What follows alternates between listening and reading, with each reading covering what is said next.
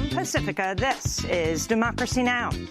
I have now decided to recuse myself from any existing or future investigations of any matter relating in any way to the campaigns for President of the United States. Attorney General Jeff Sessions has recused himself from any investigation into the presidential campaign following reports he met twice with Russia's ambassador to the U.S. at a time when he was serving as both a senator and campaign surrogate for Donald Trump.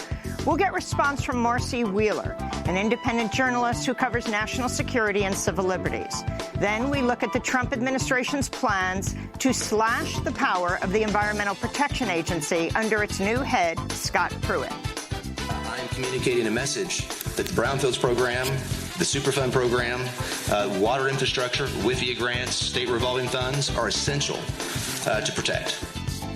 But a leaked copy of the EPA's new budget reveals plans to eliminate programs on climate change, toxic waste cleanup, and environmental justice, slash the work staff by 20%, and cut funding for state-level clean air and water programs. We'll get response from Winona Howder of Food and Water Watch and Bill Becker of the National Association of Clean Air Agencies.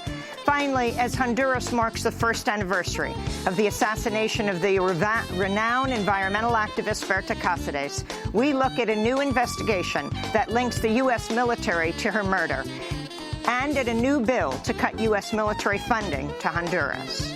In particular, the law mandates a suspension of all military aid that the United States gives to Honduras until the murder case of Berta Cáceres is solved in an effective manner. All that and more coming up.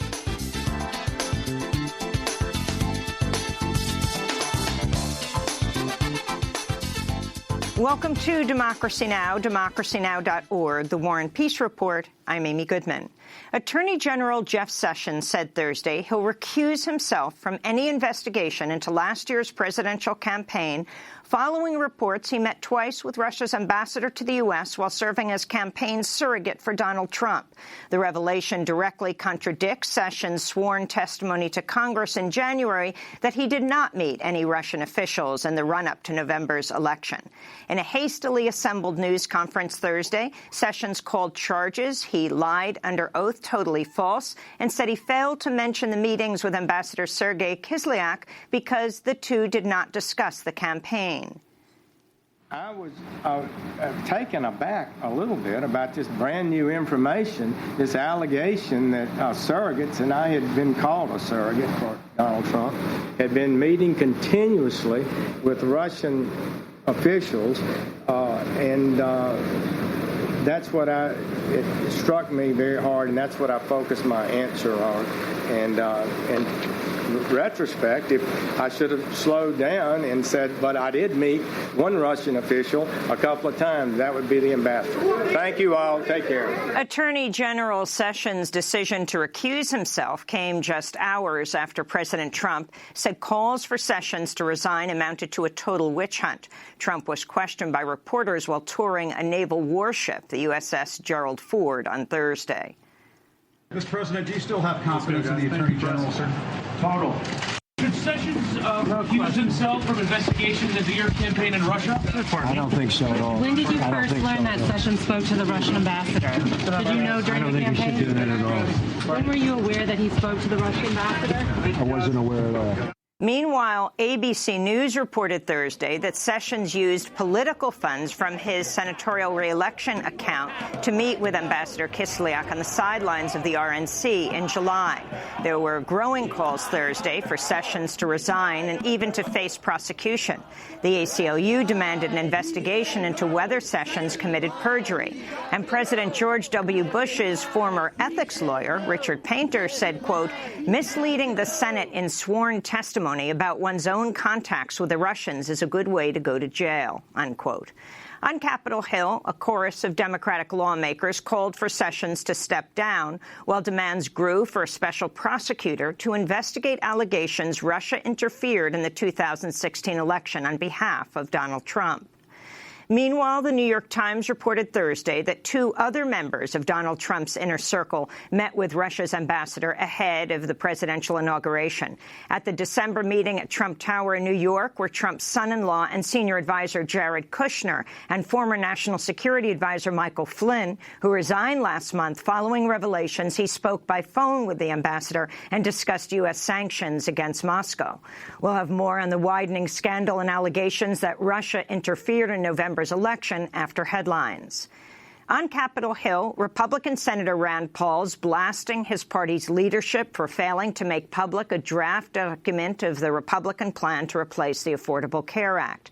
Senator Paul brought a portable copy machine with him Thursday as he unsuccessfully searched the offices of the House of Representatives for a draft of the bill. At one point, Capitol Police barred Senator Paul from entering a room where the document was rumored to be. Senator Paul told reporters, quote, "We're here asking for a written copy of this because this should be an open and transparent process." In climate news, the top UN official tasked with tackling global warming says she was denied a visit with U.S. Secretary of State and former ExxonMobil CEO Rex Tillerson. Patricia Espinosa, head of the UN Framework Convention on Climate Change, is touring the U.S. and said Thursday her request for a meeting with Tillerson went unanswered. Meanwhile, the New York Times reports the White House is sharply divided over President Trump's campaign pledge to cancel the 2015 Paris Climate Accord. The Times cited unnamed officials who said Trump's chief strategist, Stephen Bannon, is pushing the U.S. to withdraw from the agreement entirely, while Trump's daughter Ivanka and Secretary of State Rex Tillerson are said to be calling for the U.S. to remain a signatory to the pact. In Washington, Rick Perry was sworn in as Secretary of Energy following a Senate confirmation vote earlier Thursday. 10 Democrats and Maine Independent Angus King joined 51 Republicans in confirming the former Texas Republican governor. In 2011, Perry famously attempted to propose abolishing the Department of Energy, but then couldn't even remember the name of the agency. Perry previously mocked climate scientists and has called global warming a hoax, but walked back those comments during confirmation hearings, saying some climate change is caused by man-made activity. Meanwhile, Dr. Ben Carson was sworn in Thursday as Secretary of Housing and Urban Development. Senate confirmation of the retired neurosurgeon and former Republican presidential candidate came on a vote of 58 to 41 earlier in the day. Dr. Carson has never been elected to any office and has no experience heading a government bureaucracy. The Indianapolis Star reports Vice President Mike Pence routinely conducted state business over a private email account while serving as governor of Indiana, and hackers broke into his emails. Pence used his AOL account to communicate with senior advisors on sensitive matters and homeland security issues. The move closely mirrored former Secretary of State Hillary Clinton's use of a private email server to conduct official business, a practice sharply criticized by Pence and other Republicans. This is then-Governor Mike Pence speaking on CBS's Face the Nation last October. Literally, Hillary Clinton had classified information on a private server that she said she didn't have, that she emailed classified information that she said she didn't do. All of these things misrepresented, mishandling classified information, and then to conclude that she was simply extremely careless and there would be no recommending of charges. That, to me, is the kind of double standard that the American people are weary of. The Indianapolis Star reports Mike Pence's account was broken into by hackers who emailed the Pence contacts asking for money. In a statement, Vice President Pence's office said Thursday that Pence was making his emails public and had not violated Indiana's Access to Public Records Act. President Donald Trump toured a nuclear-powered aircraft carrier in Virginia Thursday, using the massive warship as a backdrop to push his plan to increase the Pentagon's budget by $54 billion. Our military requires sustained, stable funding to meet the growing needs placed in our defense. Right now, our aging frontline strike and strike fighters, the whole aircraft, many, many aircraft, are often more likely to be down for maintenance than they are to be up in the sky. Our Navy is now the smallest it's been since, believe it or not, World War I. Don't worry. going to soon be the largest it's been. On Monday, Trump proposed increasing the military budget to just over $600 billion, a nearly 10% increase, while deeply slashing the budgets of other agencies, including the EPA and the State Department. In Yemen, U.S. warplanes and drones bombed targets across 3 provinces overnight in what the Pentagon said were 20 airstrikes targeting al-Qaeda in the Arabian Peninsula. They were the first direct U.S. attacks on Yemen since a botched raid in January left 25 civilians and 1 U.S. Navy SEAL dead. The strikes came after the White House said it's given wide latitude to the Secretary of Defense and top generals to carry out attacks without presidential approval.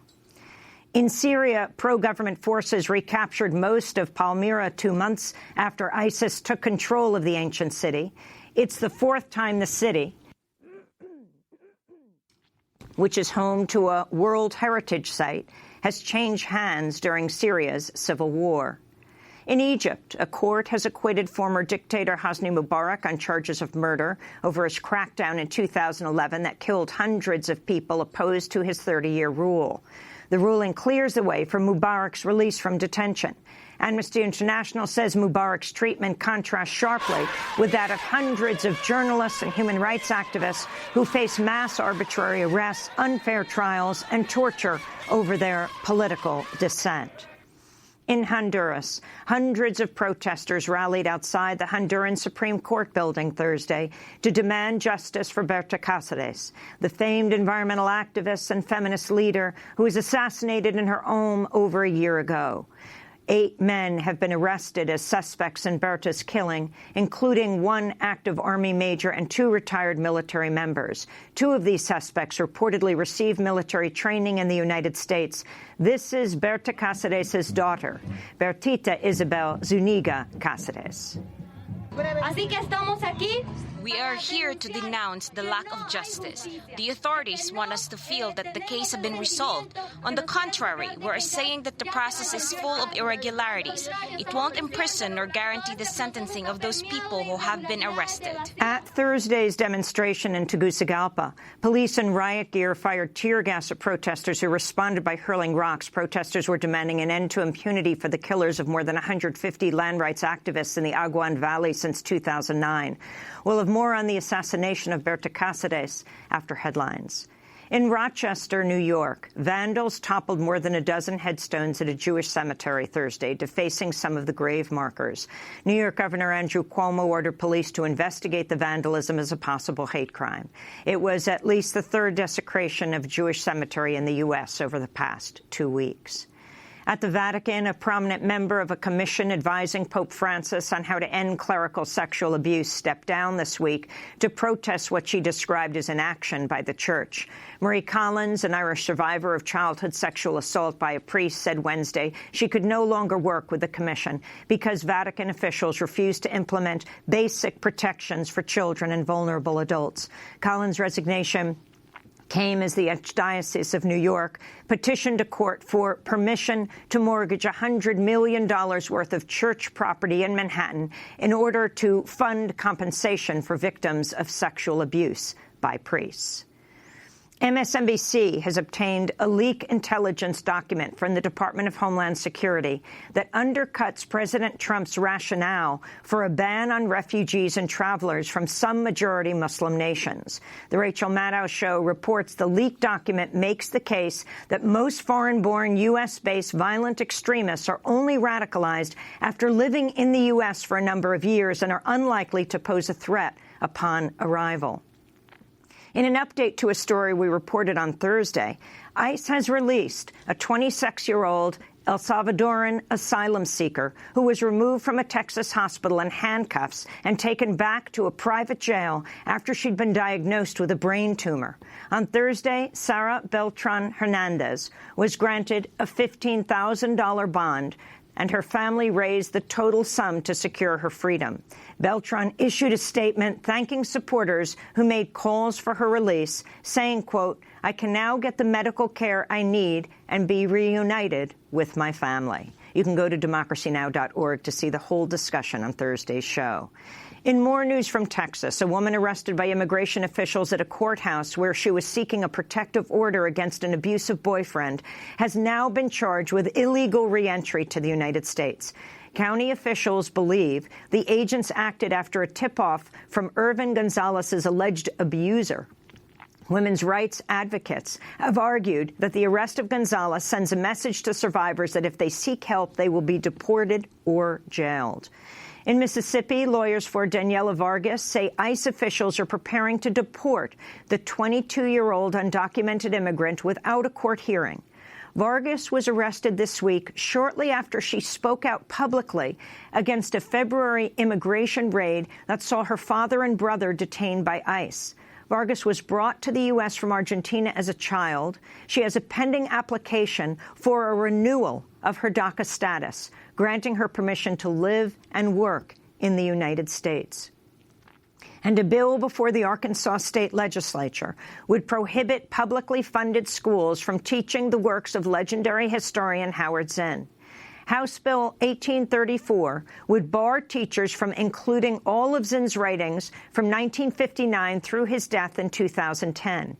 In 1980, Howard Zinn published his classic book, A People's History of the United States, which would go on to sell more than 1 million copies. The Arkansas bill is not the first attempt to censor Zinn's works. Indiana's governor attempted a similar measure in 2010 and 2011. Arizona lawmakers removed A People's History from schools in Tucson as part of the ban on Mexican-American studies. And those are some of the headlines. This is Democracy Now!, democracynow.org, The War and Peace Report. I'm Amy Goodman.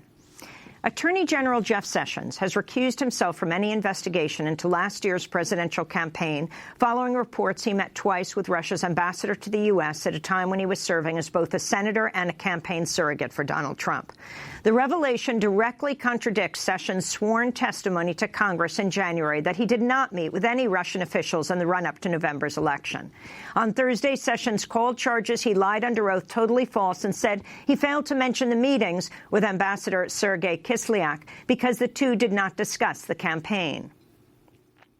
I was taken aback a little bit about this brand new information, this allegation that surrogates, and I had been called a surrogate for Donald Trump, had been meeting continuously with Russian officials, and that's what it struck me very hard, and that's what I focused my answer on. And in retrospect, if I should have slowed down and said, but I did meet one Russian official a couple of times. That would be the ambassador. Thank you all. Take care. On Thursday night, Fox News host Tucker Carlson interviewed Jeff Sessions. I think I've performed exactly correctly for an Attorney General of the United States. Now, you were a foreign policy advisor. In fact, you're the chairman, I think, of the foreign policy advisors to now President Trump. In that capacity, do you remember conversations that you had as a campaign about Russia? And did you have any belief that they were putting their thumb on the scale, rooting for President Trump over Hillary Clinton? What were your conversations about Russia? I never had any conversations about, with the Russians about this campaign and putting them assisting in the campaign or anything like that. I went out and spoke and I campaigned for Trump, but I was not involved in anything like that, you can be sure. But did the campaign, I guess my question is, did the campaign believe that the Russian government, the Putin government, favored Trump over Clinton in this race? I have never been told that. I've never been told that. Do you think they did?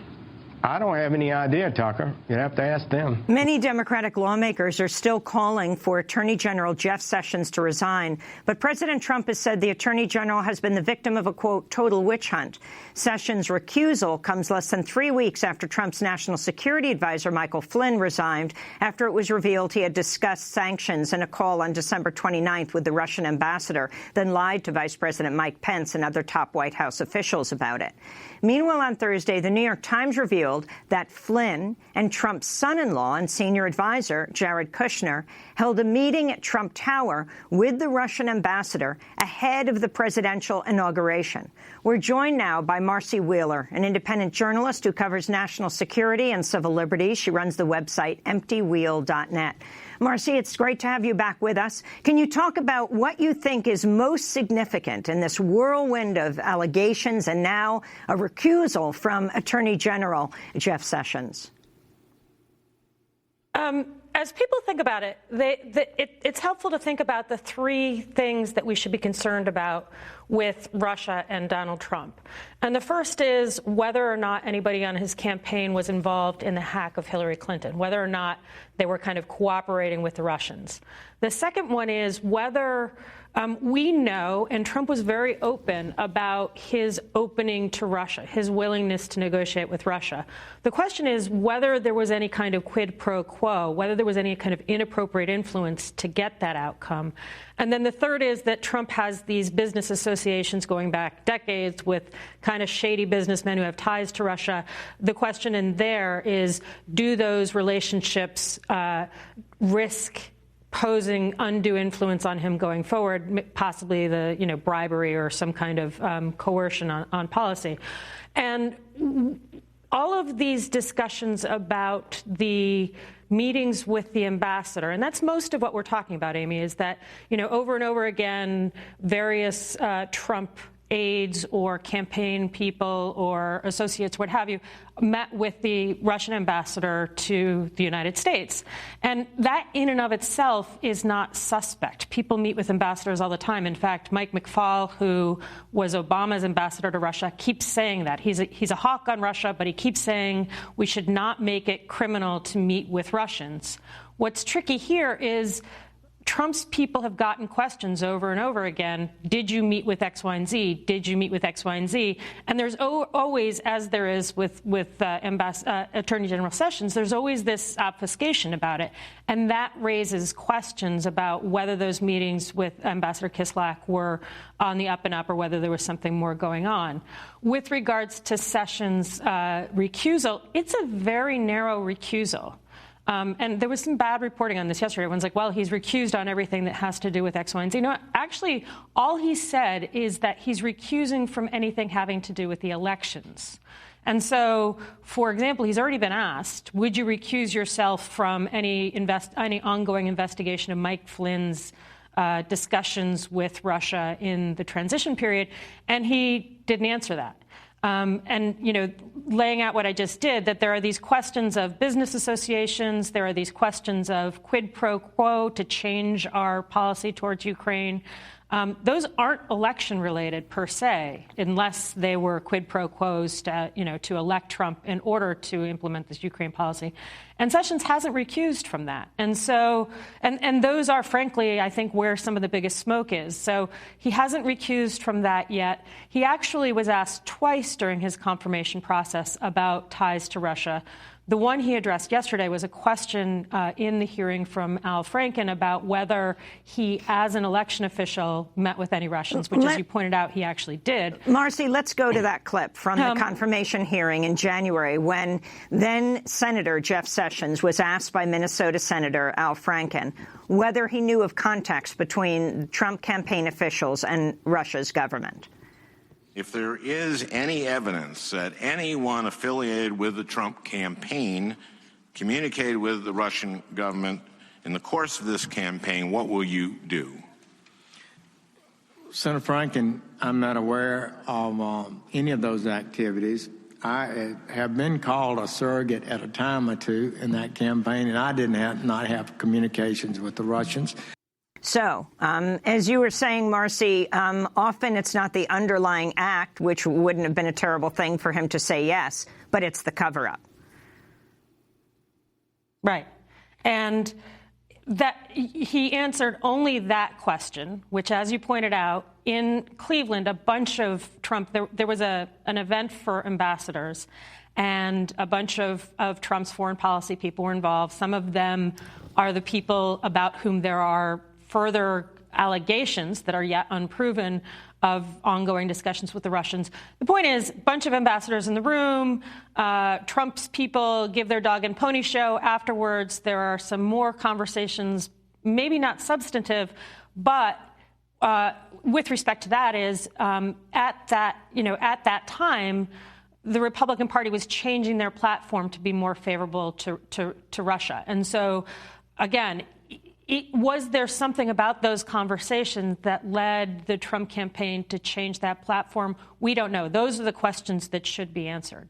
Now, what about the Jared Kushner, Mike Flynn, who's now out as National Security Advisor, meeting in December at Trump Tower with the Russian ambassador? What is the significance of this? What is known at this time about this? The White House is putting out this information. Well, it's not clear that there is that much significance. There's being much made about the fact that Kislyak didn't come in through the front door of Trump Tower. A lot of people didn't come in through the front door of Trump Tower during the transition period. And remember, there was that meeting with the tech CEOs with Trump. A couple of them didn't come through. I think Tim Cook maybe came through the basement entrance. Does that make Tim Cook a Russian spy? Probably not.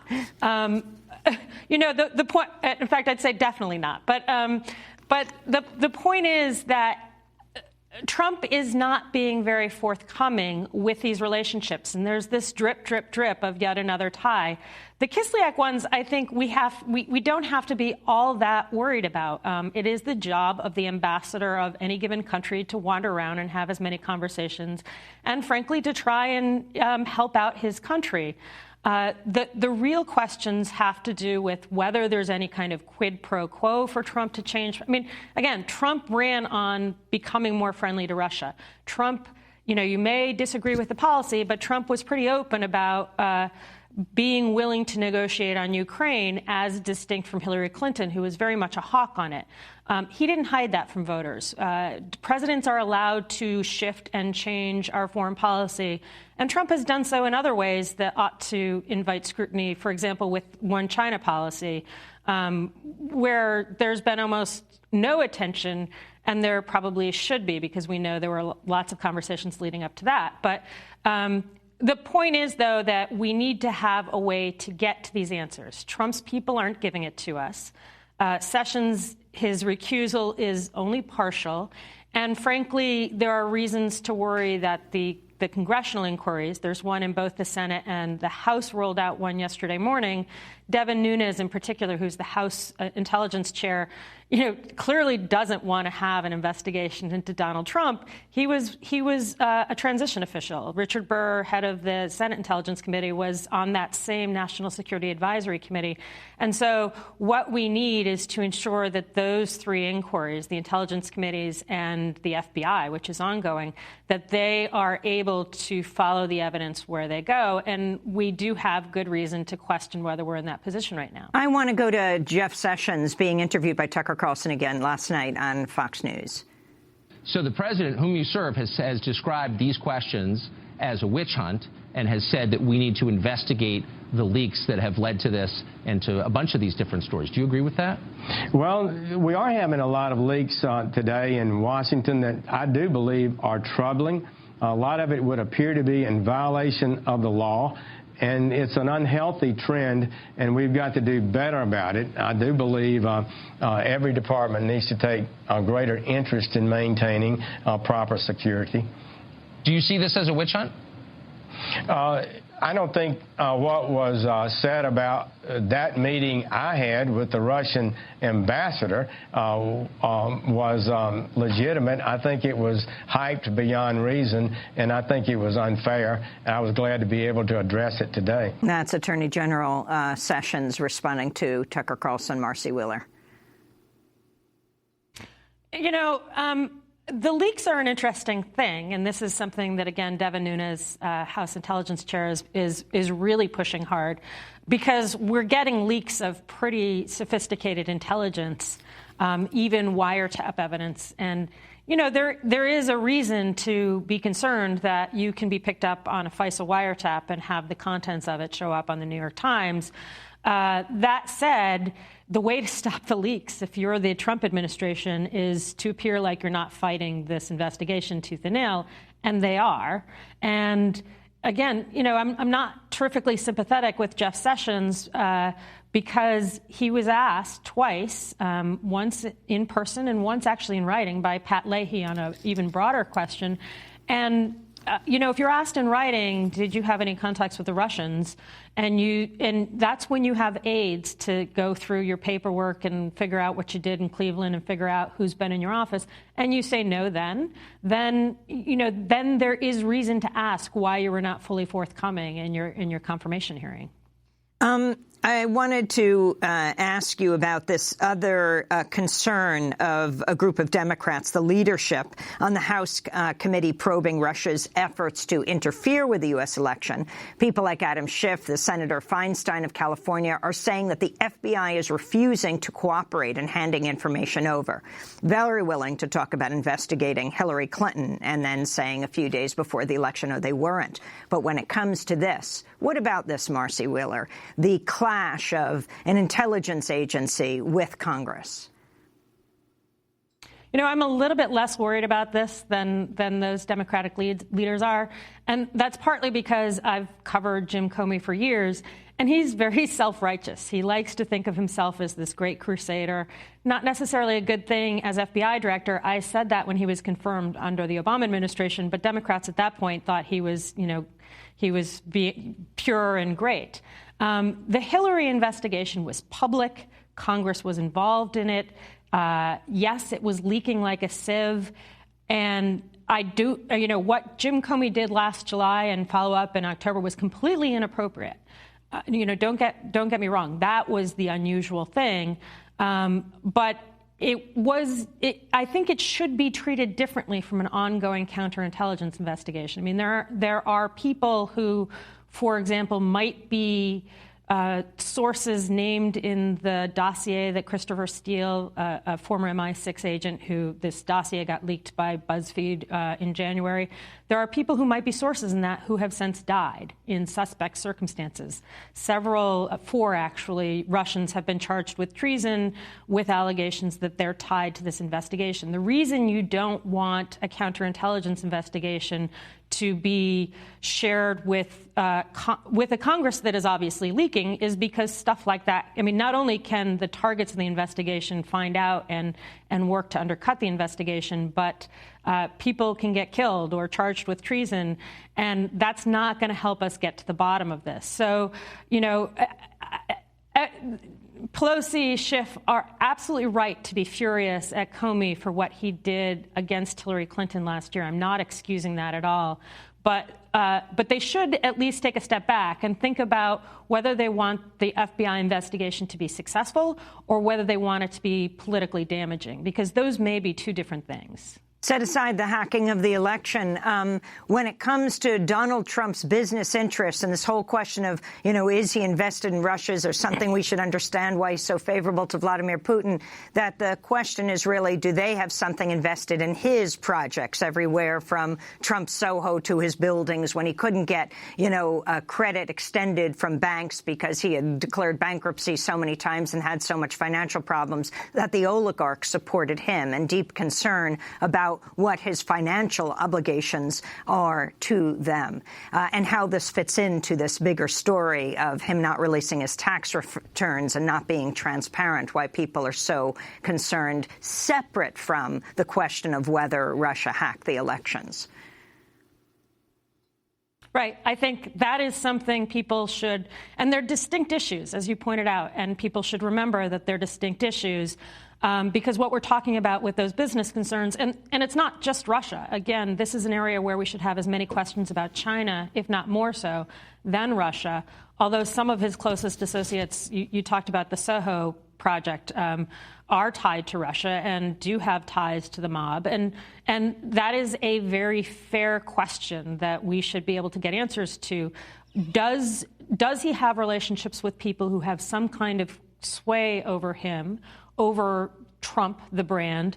And if so, is that going to lead him to make decisions that he otherwise might not make? But, the other thing to remember is Trump is, sort of authoritarian. He is culturally very similar to oligarchs, whether they're Russian or Chinese or what have you.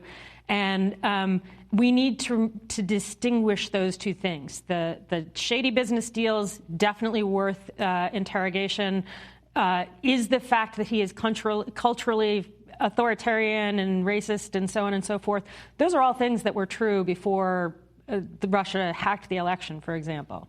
So it just takes some nuance, I think, to remember what we really should be able to get answers on, need to be able to get answers on, and those things which are Donald Trump being Donald Trump and being kind of straight up about who he is and who voters, for better or worse, elected in November. Are you concerned, we just have 30 seconds, of a new kind of Cold War developing, led by Democrats, that could be used to justify, interestingly, what Donald Trump is pushing for, the president who's more favorable to Russia, which is a nuclear arms race, a new nuclear arms race, and a massive increase in the Pentagon spending? And not just that, but also, I mean, as Mike McFaul, former ambassador to Russia, has said, it should not be illegal to speak to Russians. That's not illegal in this country. And if Democrats are pushing for it to be illegal, that's a problem, because that's when we get into this level of suspicion for just interchange, which we should be in support of. Right. Marcy Wheeler, I want to thank you for being with us. Independent journalist, covers national security and civil liberties, runs the website emptywheel.net. This is Democracy Now! Stay with us.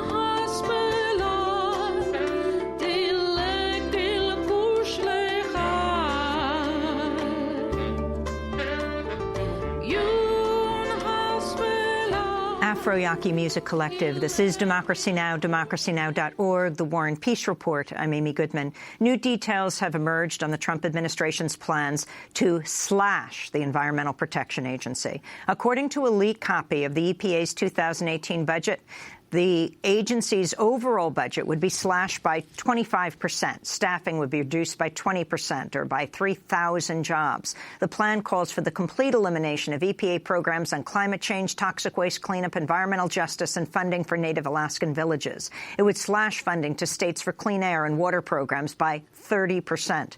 New EPA Administrator Scott Pruitt appeared to downplay the severity of the cuts in a speech Thursday to the U.S. Conference of Mayors.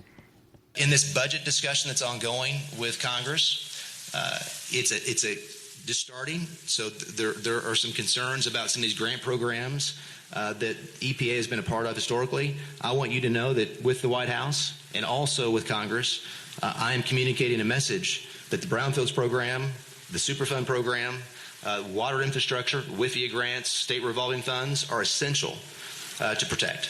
The proposed cuts to the EPA's budget come as the Trump administration's vowed to roll back Obama-era EPA actions, including major climate change regulations like the Clean Power Plan and climate change research. On Tuesday, Trump signed an executive order to begin the process of rewriting the 2015 water jurisdiction rule known as Waters of the United States, a law opposed by many conservatives. The act gives the federal government broad authority to limit pollution in major bodies of water, as well as in streams and wetlands that drain into those waters. This is President Trump speaking at the signing of the order.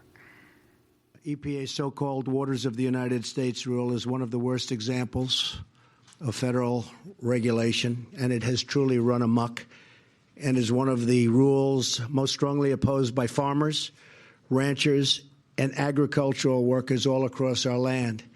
It's prohibiting them from being allowed to do what they're supposed to be doing. It's been a disaster. The EPA's regulators were putting people out of jobs by the hundreds of thousands, and regulations and permits started treating our wonderful small farmers and small businesses as if they were a major industrial polluter. They treated them horribly. All of this comes as the White House continues to grapple with its position on the Paris Climate Agreement. Trump vowed on the campaign trail to back out of the Paris deal, a promise that senior advisor and climate change denier Steve Bannon is urging the president to keep. However, Secretary of State Rex Tillerson, the former head of Exxon, said during a Senate confirmation hearing in January he hopes to stay in the climate pact. Well, for more, we're going to Washington, D.C., where we're joined by two guests, Winona Howder, Executive Director of Food and Water Watch, and Bill Becker, Executive Director of the National Association of Clean Air Agencies. We welcome you both to Democracy Now! Winona, let's begin with you. What about the slashing of the EPA programs and staff? Well, it's outrageous, and I think we have to put it in context. The slashing of staff would put the number of employees down to about 12,400. In 2010, there were 17,000 employees. So we've already seen sharp cuts of the EPA budget from $10 billion in 2010 to now it would be $6 billion.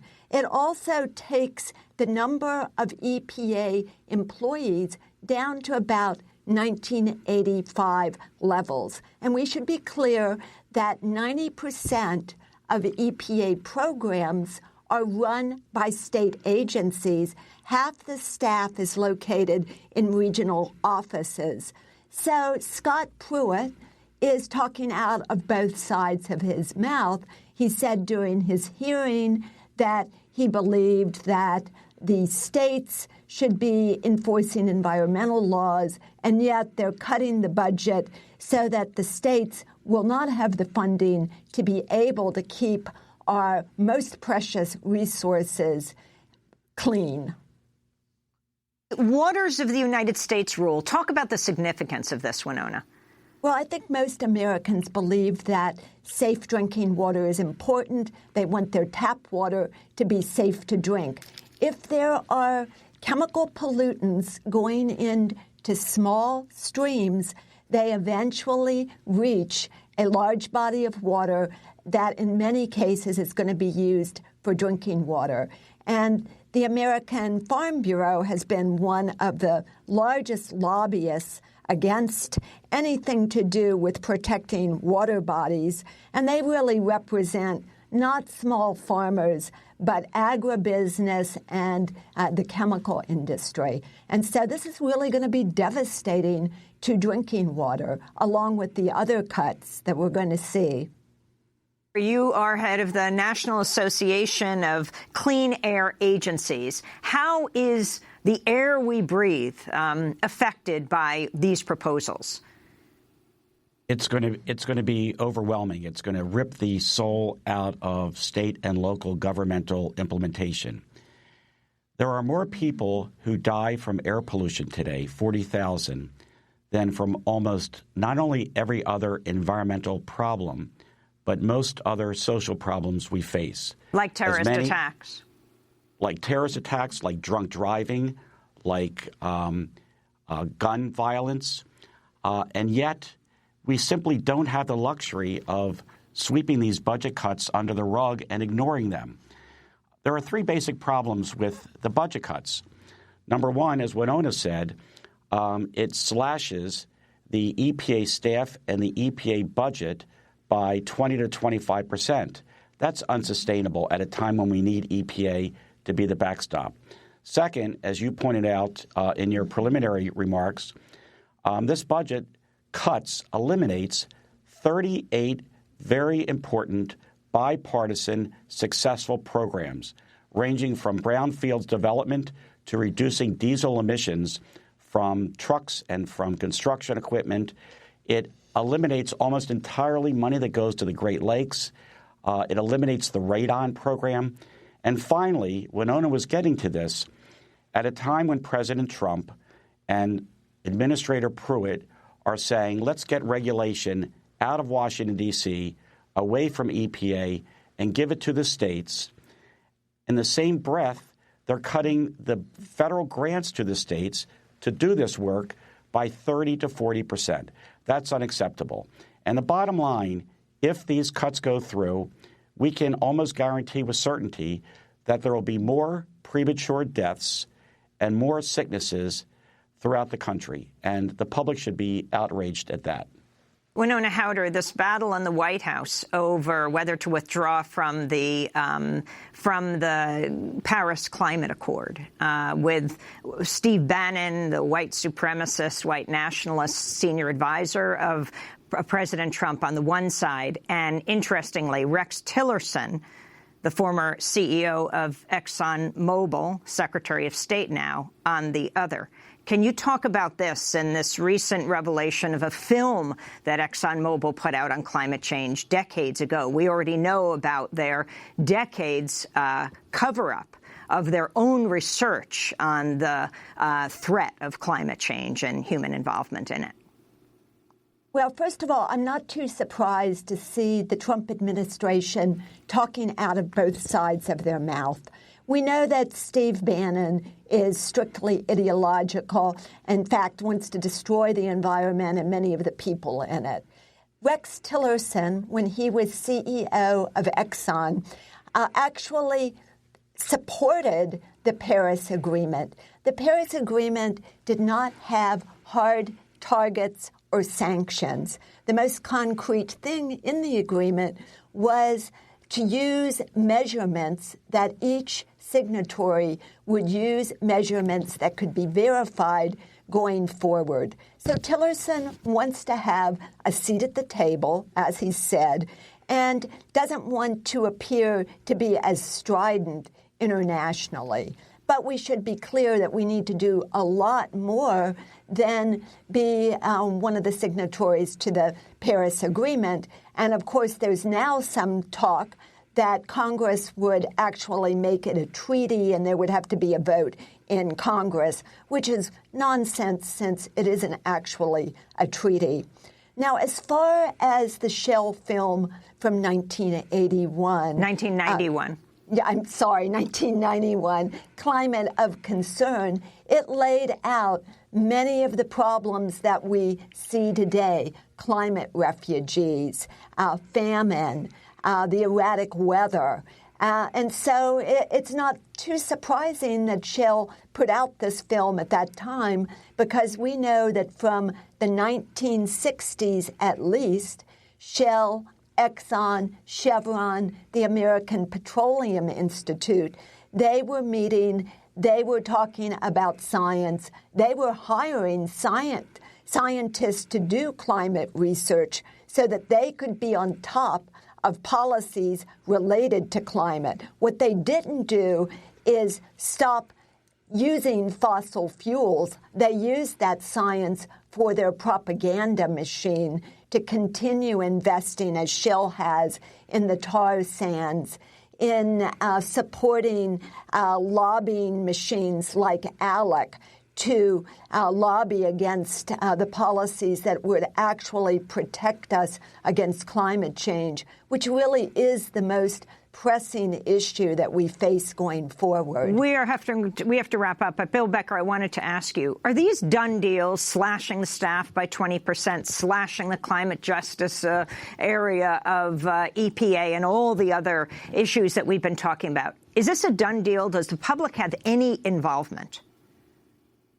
It is not a done deal if we can help it. I was one who received a copy of the leaked document, and my goal was to shine as bright a light on the details of this document so that other groups, Winona's group and many, many, many other groups, including Congress, can weigh in and allow the public to understand that the air they breathe, the water they drink can be hazardous to your health, and it takes money and staff, not only at EPA, but at the state and local governmental agencies to protect public health. These were laws set by Congress. They were to be administered by state and local agencies with EPA oversight, and we will do everything in our power to try to restore these recommended cuts. And fortunately, we've already heard from some congressmen and senators, Republicans included, that these cuts simply in many instances are not sustainable, and we're going to work to make sure that they're not going to be cut. And we'll link to that document at democracynow.org. Bill Becker, National Association of Clean Air Agencies Executive Director, and Winona Howder, Head of Food and Water Watch. Thanks so much for joining us. When we come back, it's the first anniversary of the assassination of the great environmentalist Berta Cáceres. We'll go to London to talk about what is known about her assassins. Stay with us.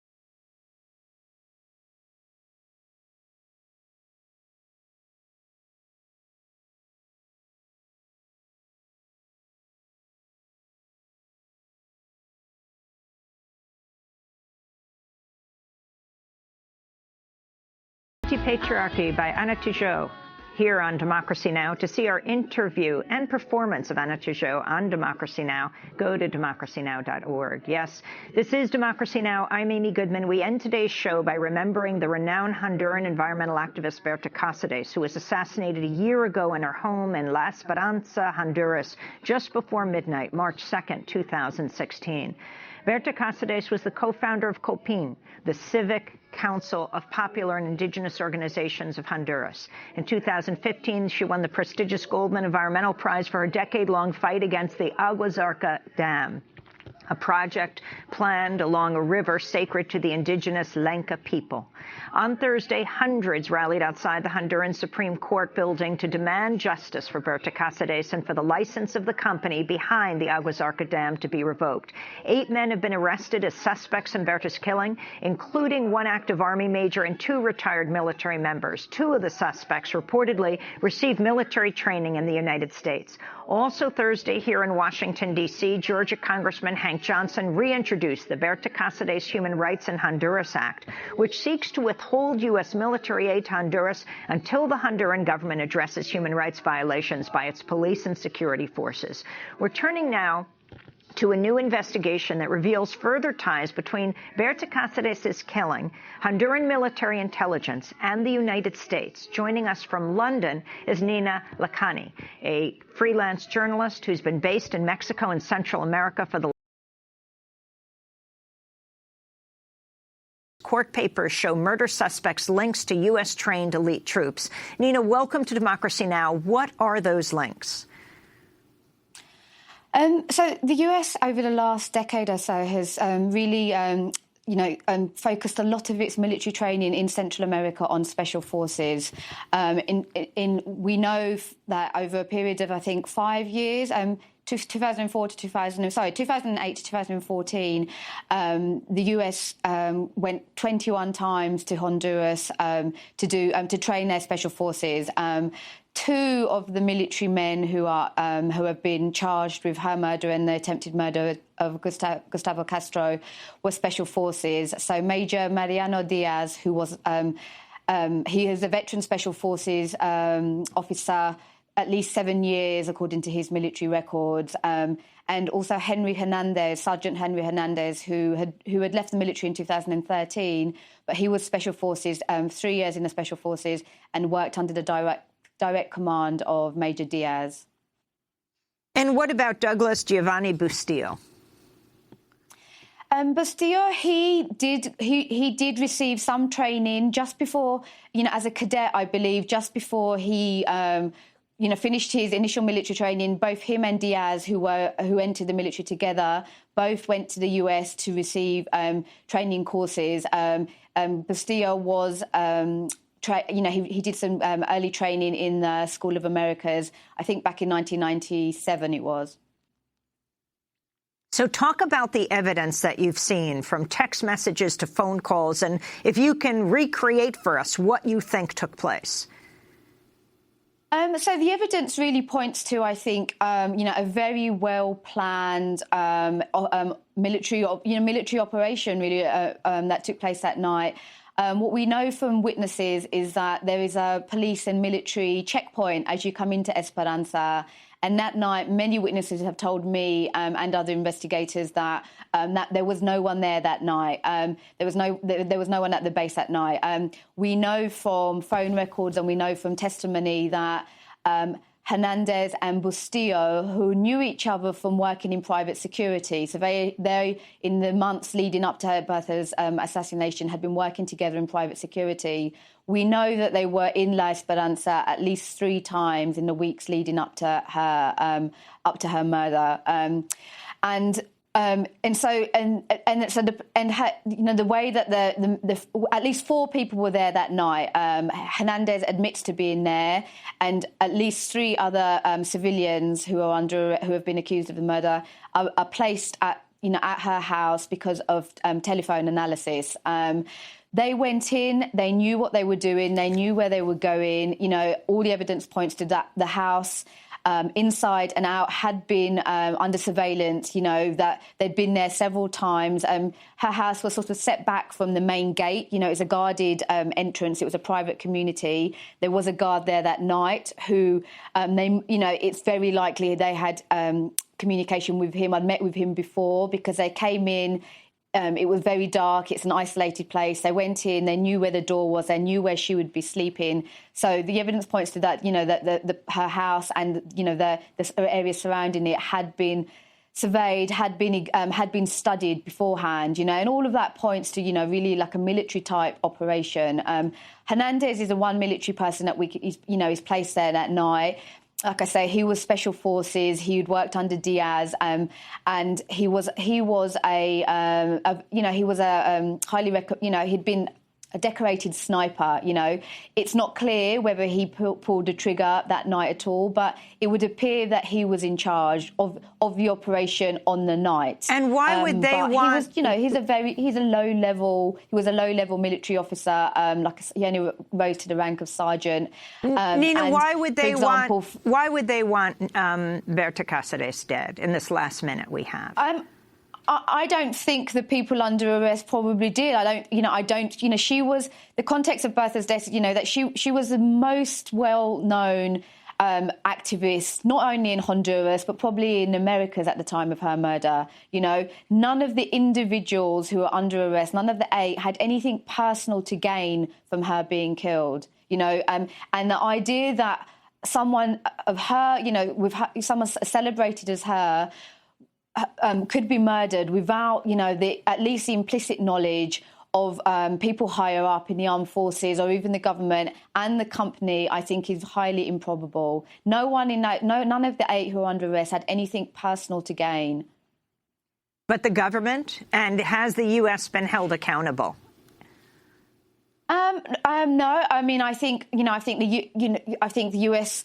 wouldn't. I don't think the U.S. government would. Wouldn't admit to bear any responsibility to Bertha's assassination.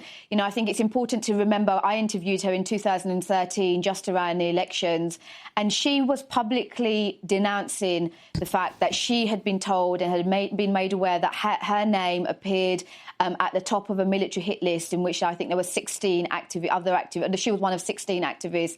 She was telling people this. She publicly denounced. We're going to continue this conversation after the broadcast, and we'll post it online. Nina Lakhani, thanks so much for joining us. We have a social media full-time fellowship. Check our website. I'm Amy Goodman. Thanks for joining us.